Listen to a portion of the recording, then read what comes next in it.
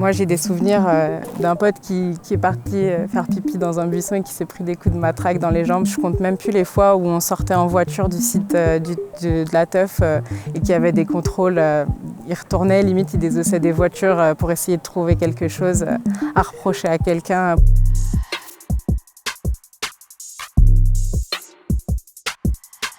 Je m'appelle Marine, j'ai 25 ans, j'habite à Montreuil et pendant longtemps j'ai fréquenté les free parties et maintenant j'ai arrêté d'y aller à cause de la répression. Quand j'ai rencontré ce milieu, en fait, j'ai vite compris qu'il y avait deux faces. En fait, il y a la phase super magique avec la musique et tout et il y a la face avec la répression policière.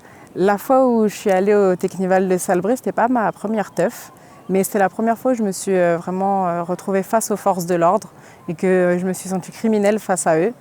À l'époque, du coup, nous, on n'avait pas le permis et c'était un peu dans le cadre des choses de prendre le train et de resquiller pour y aller. Dès l'arrivée à la gare Montparnasse, les flics, ils étaient habillés un peu en CRS avec les protèges tibias, le protège-coude, le gilet pare-balles, alors que nous, on n'est pas armés, tout simplement. De notre côté, un des principes de la free party, c'est quand même le respect, la liberté sans la violence. Donc forcément, toujours essayer le dialogue avec les forces de l'ordre. Dans la confrontation, il y a quand même des teufeurs qui se sont fait arrêter pour outrage à agent, pour possession de stupéfiants ou pour toute autre chose qui pouvait être trouvée.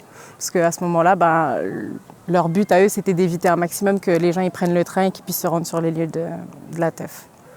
On se rend quand même compte qu'il y a toujours une solution. Donc on prend un autre train pour se retrouver dans la ville où a lieu le Teknival.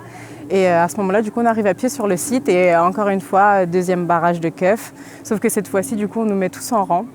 Et la première fois de ma vie que la brigade cynophile, du coup, se met à sentir mes affaires et tout, on grand berger allemand. C'était carrément impressionnant et même déshumanisant, à vrai dire. La police réprime principalement ce mouvement parce que le propre de la free party, c'est que chaque week-end, on trouve un nouveau lieu, un nouveau spot pour faire la soirée. Et souvent, c'est des champs en friche, des champs qui appartiennent des fois à des gens, des fois prêtés, des fois pas prêtés. Quasiment tout le temps, les organisateurs de free party demandent des arrêtés préfectoraux et font des demandes qui sont une fois sur 1000 acceptées. C'est arrivé plusieurs fois qu'au cours d'une teuf qui est déjà commencée, la police arrive sur le terrain pour plusieurs raisons. Ils nous hurlent dessus pour nous dire de partir et de ranger le matériel.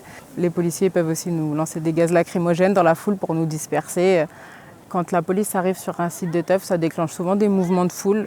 Tout le monde prévient tout le monde. Il faut quand même se rappeler que la teuf, ça se passe dans un champ. Il n'y a pas de lumière, on ne voit pas forcément ce qui se passe autour de nous et qu'on peut vite marcher sur quelque chose de dangereux, déclencher une grenade, un truc qui a été lancé par la police, ça va super vite. Ça peut être potentiellement très vite dangereux en fait, de se retrouver au milieu de la nature. On se souvient encore très récemment de Redon où il y a un jeune qui a perdu une main à cause d'une grenade. Pendant toutes les années où je suis allée en free party, je vivais teuf, je mangeais teuf, je respirais teuf. J'attendais toute la semaine pour arriver le week-end pour aller en teuf. C'était vraiment un milieu qui me passionnait pour beaucoup de raisons.